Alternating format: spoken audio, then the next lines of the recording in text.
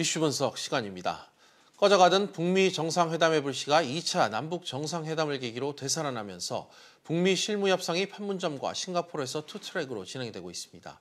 비핵화를 위한 줄다리기가 어떻게 진행될지, 또 우리나라엔 어떤 영향을 미칠지 분석해보는 시간 갖겠습니다. 위중산업경제연구소 조용천 소장과 함께합니다. 소장님 어서 오세요. 예, 안녕하십니까? 네. 판문점에서 북미 간 의제 조율을 위한 실무회담이 열릴 것으로 현재 지금 알려지고 있습니다. 비핵화와 체제 보장을 놓고 어느 수준까지 대체 합의가 가능할까요? 네, 1차 협의 때는 큰 틀에서 비핵화와 관련된 합의를 마친 상태라고 합니다.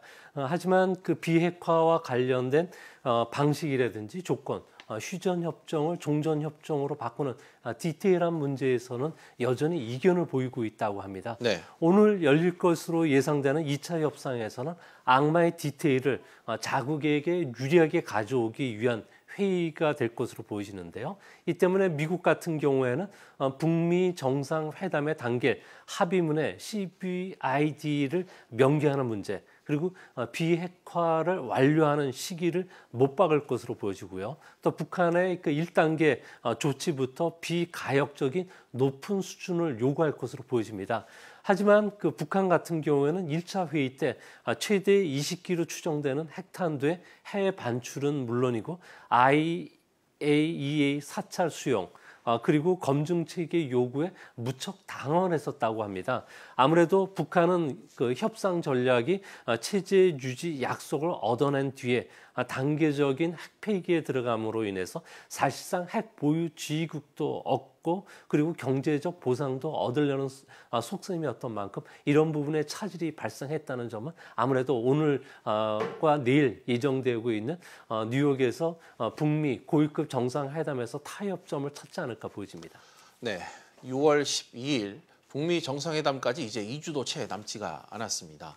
비핵화의 내용과 인식 차이를 좁히지 못했을 경우 이 정상회담 개최가 위태로울 수도 있는데 과연 북한이 미국의 어느 선까지 양보를 할 수 있을까요?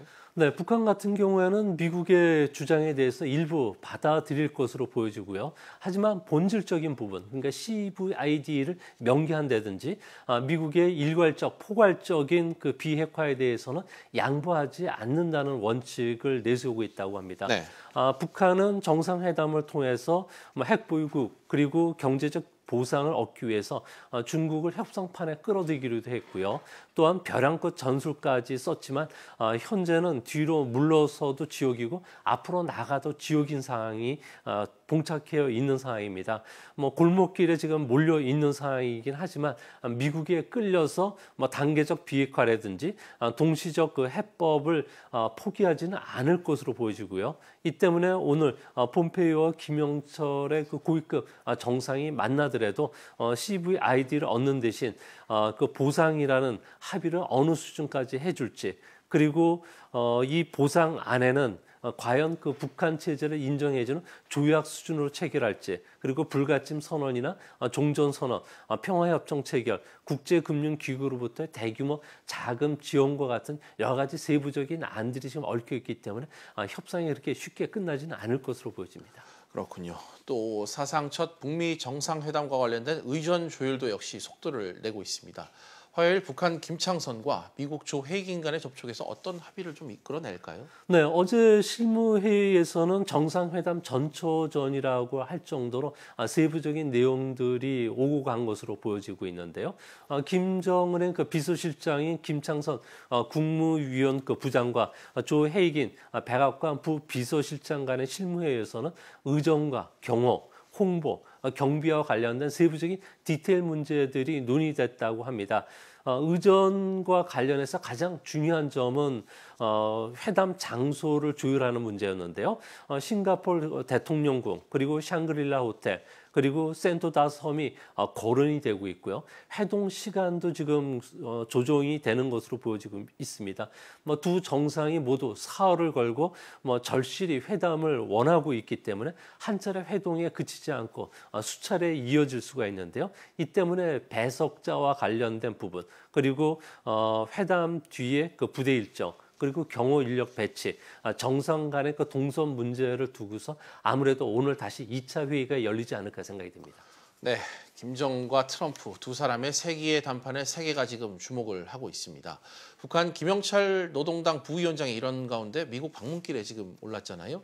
북미 간 그 투트랩 실무 협상 속에서 긴급하게 뉴욕을 찾은 배경 좀 어디서 찾아야 될까요? 아무래도 김영철 노동당 그 부위원장 같은 경우에는 대남과 그리고 미 정책과 관련된 모든 전략을 구사했던 사람인데요. 이 사람 같은 경우에는 각종 도발이라든지 불법 활동 그리고 사이버 공격으로 인해서 미국으로부터 제재 대상이 되어 있던 인물입니다. 이런 인물을 뉴욕까지 방문하도록 했던 것은 아무래도 미국이 북한에 대한 관계 개선과 관련된 상징적인 신호를 준 것으로 보여지고요. 또 카운터 파트너격인 마이크 폼페이오 국무장관과 고위급 회담을 통해서 큰 틀에서 최종 그 단판을 이뤄내려는 미국의 의도로 보여집니다. 네. 아무래도 실무협상팀의 그 초안 사항을 최종 점검할 것으로 보여지고요. 또한 그 노동신문에서 밝힌 대로 한미 군사훈련 중지와 같은 체제 보장 문제도 거론이 될 것이라고 합니다. 또 북한의 비핵화 방식을 두고 이에 그 대응한 미국의 체제 안전 보장 문제라든지 경제적 지원과도 서로 맞교환할 것으로 보여진다는 점에서는 두 사람의 회동이 상당히 주목이 되고요. 또한 이번에 친서를 갖고 왔을 경우에는 트럼프와 면담도 주선이 될 것으로 보여진다는 점에서 김정은 위원장이 어느 수준의 대미 정상 의도를 갖고 있는지도 밝혀지지 않을까 생각이 됩니다. 네, 가장 궁금한 게 또 하나 있습니다. 싱가포르 북미 정상회담 그 이유가 될 텐데요.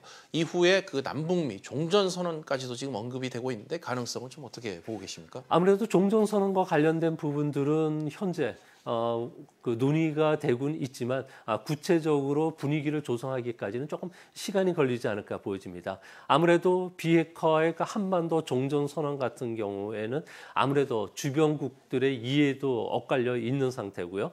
북미 정상회담 목표와 이익이 비핵화에 우선하고 있기 때문에 아무래도 차순위로 밀릴 가능성이 있지 않을까 보여집니다. 현재 지금 열리고 있는 투트랙 회담에서는 비핵화와 체제 보장이 우선인 만큼 앞으로도 이 부분과 관련된 이야기하기에는 준비 사항이 좀 부족한 사항이고요. 또 문 대통령이 밝힌 남북미 3자 종전 그 선언과 관련된 부분은 아무래도 북한의 완전한 비핵화가 추진된 다음에 이루어지지 않을까 보여집니다. 네, 계속해서 간밤에 나온 이슈도 좀 살펴보겠습니다.